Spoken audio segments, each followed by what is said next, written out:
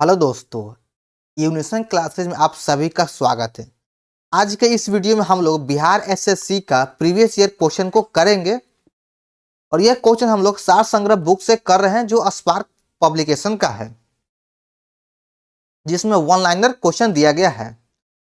इस बुक में कुल पिछले 32 वर्ष में पूछे गए प्रश्नों का कलेक्शन है और हम लोग इसी से बिहार एसएससी का प्रीवियस ईयर क्वेश्चन कर रहे हैं, जिसमें कुल 40 सेट दिया गया है। तो आज इस वीडियो में हम लोग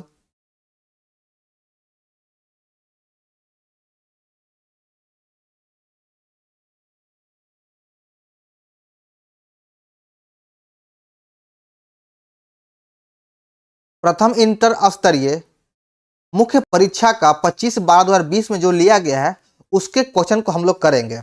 इससे पहले हम लोग जितने भी एग्जाम हुए उन सभी का प्रीवियस ईयर क्वेश्चन को हम लोग कर चुके हैं। अगर वो पिछले वीडियो अगर आप नहीं देखे हैं तो उसका प्लेलिस्ट का लिंक डिस्क्रिप्शन बॉक्स में दिया गया, आप जाकर देख सकते हैं।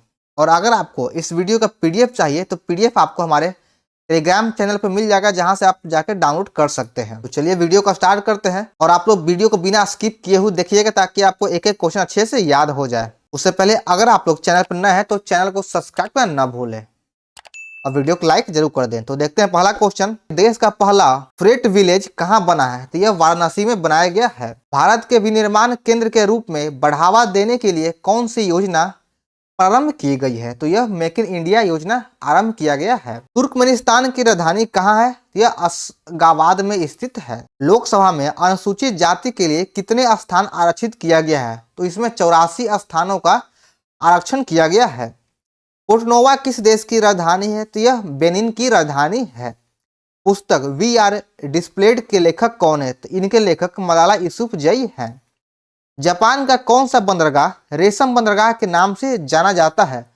तो इस रेशम बंदरगाह के नाम से योकोहामा बंदरगाह को कहा जाना जाता है। आगे देखते हैं, अगला क्वेश्चन है कि कौन सा भारत के पूर्वी तट पर स्थित सबसे गहरा स्थलबद्ध एवं समुचित सुरक्षा युक्त बंदरगाह है?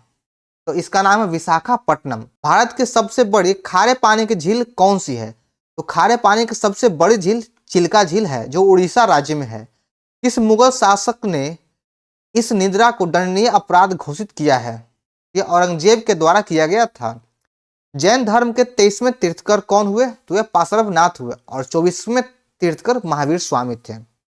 माउंट पोपा का कैसा ज्वालामुखी है? तो यह मृत ज्वालामुखी है। आगे बढ़ते हैं, कौन पंचायतों की वित्तीय स्थिति का पूर्वावलोकन करने के लिए वित्तीय आयोग का गठन कर सकता है? वित्तीय आयोग का गठन उस पंचायत से संबंधित राज्य का राज्यपाल द्वारा किया जाता है। कोरोना रोग, जिसे कोविड-19 कहा गया, का पहला केस भारत किस राज्य से मिला था? तो यह सर्वप्रथम केरल से मिला।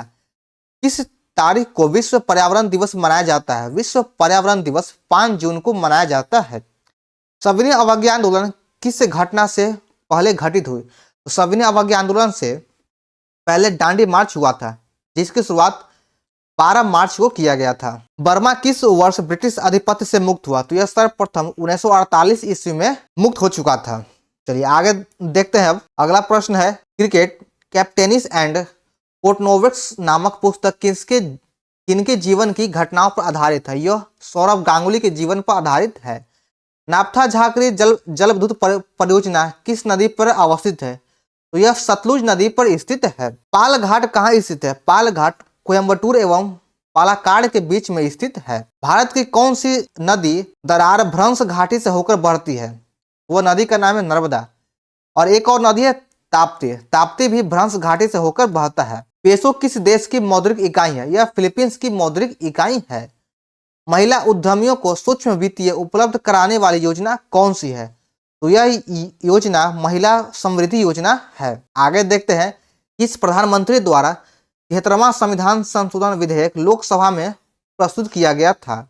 तो यह पीसी नरसिम्हा राव के द्वारा पेश किया गया। राजा रवि वर्मा कौन थे? राजा रवि वर्मा चित्रकार थे। पंजाब में भूमि क्षति का प्रमुख कारण क्या है? तो इसके क्षति का प्रमुख कारण अति सिंचाई है। किसने तीनों गोलमेज सम्मेलन में भाग लिया था? तीनों गोलमेज सम्मेलन में BR अम्बेडकर के द्वारा भाग लिया गया था। भारतीय ध्वज संहिता कब से प्रभावित हुआ? तो यह 2002 ईस्वी से प्रभावित हुआ था। भारतीय ध्वज संहिता अधिनियम 2002 से प्रभावित हुआ। भारत में सबसे लंबी समुद्र तट कहाँ स्थित है? यह मरीना बीच चेन्नई में स्थित है। अगला क्वेश्चन है, कौन सी समिति को प्राक्कलन समिति की जुड़वा बहन कहा जाता है? लोक लेखा समिति को जुड़वा बहन कहा जाता है। भारत में अंग्रेजी शिक्षा किसने प्रारंभ किया? यह सर्वप्रथम मैकाले के द्वारा प्रारंभ किया गया था। आर्थिक क्रियाकलापों में अल्पकालिक संकुचन और विस्तार को क्या कहते हैं? इसे व्यवसाय चक्र कहा जाता है।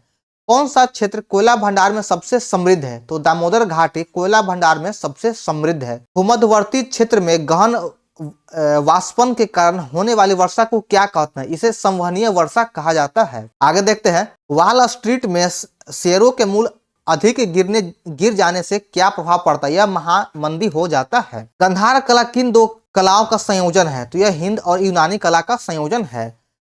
नंदा देवी चोटी किस राज्य में स्थित है? तो यह उत्तराखंड में स्थित है। कौन सा उद्योग सूर्योदय उद्योग कहा जाता है? तो सूचना प्रौद्योगिकी को सूर्योदय उद्योग कहा जाता है। भारत में वित्त आयोग की नियुक्ति कौन करता है? वित्त आयोग की नियुक्ति भारत का राष्ट्रपति के द्वारा किया जाता है। कौन सा अंतर्राष्ट्रीय पुरस्कार पत्रकारिता के क्षेत्र में सर्वोत्तम योगदान के लिए दिया जाता है? यह पुलित्जर पुरस्कार है। आगे बढ़ते हैं, अलीगढ़ में स्थित जामिया मिलिया इस्लामिया विश्वविद्यालय के प्रथम कुलाधिपति कौन थे? तो यह हाकिम अजमल खां थे। कौन सा लौह अयस्क सर्वोत्तम गुणवत्ता वाला है? तो मैग्नेटाइट सर्वोत्तम गुणवत्ता वाला लौह अयस्क है। कौन सा खनिज मोनाजाइट रेत से प्राप्त किया जाता है? तो थोरियम मोनाजाइट से प्राप्त किया जाता है। प्रकाश संश्लेषण के दौरान ऑक्सीजन किस कारण विमोचित होती है? तो यह जल का प्रकाश अपघटन से होता है। डाइक्लोरोवॉक्स, साइपरमेथ्रिन और कार्बन डाइजिन किस प्रकार की दवा है? यह थकान रोधी दवा है। आगे बढ़ते हैं कि सिल्वर कैसे चालक है? सिल्वर सबसे अच्छा सुचालक है।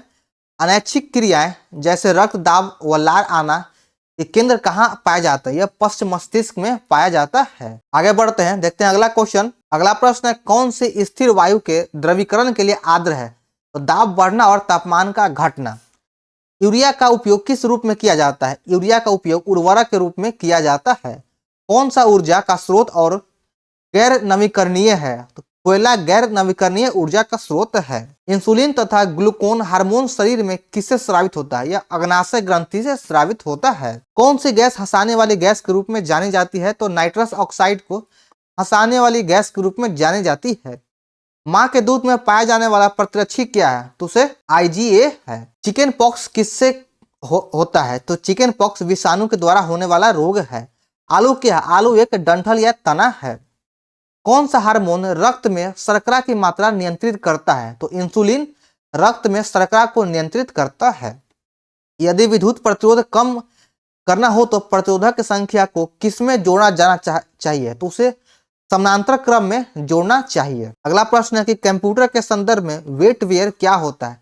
यह एक मानव मस्तिष्क है। समताप मंडल में परावैंगनी विकिरण किसके द्वारा अवशोषित किया जाता है? यह ओजोन परत के द्वारा अवशोषित किया जाता है। समान तत्व की सभी आइसोटोप में क्या होता है? उसमें एक जैसी परमाणुक क्रमांक जंतु किंतु भिन्न परमाणुक सहित होता है। बिजली के हीटर में कौन सी सामग्री प्रयुक्त होती है? बिजली के हीटर में नाइक्रोम का तार का उपयोग किया जाता है। बिजली के हीटर में नाइक्रोम तार का उपयोग किया जाता है। तो चलिए हमारा ये आज का सेट समाप्त होता है। यह सेट बिहार SSC का मेंस 25/12/2020 का क्वेश्चन कलेक्शन था। और अगर आप लोग इससे पहले का वीडियो नहीं देखे हैं, इससे पहले का सेट अगर आप लोग नहीं देखे हैं तो उसका प्लेलिस्ट का लिंक डिस्क्रिप्शन बॉक्स में दिया गया, आप वहां से देख सकते हैं। तो चलिए वीडियो कैसा लगा कमेंट करें, लाइक करें और चैनल को सब्सक्राइब करना ना भूलें। और इस वीडियो को ज़्यादा शेयर करें उन्हें जो बिहार SSC की तैयारी कर रहे हैं। तो चलिए फिर मिलते हैं फिर अगले वीडियो में। जय हिंद।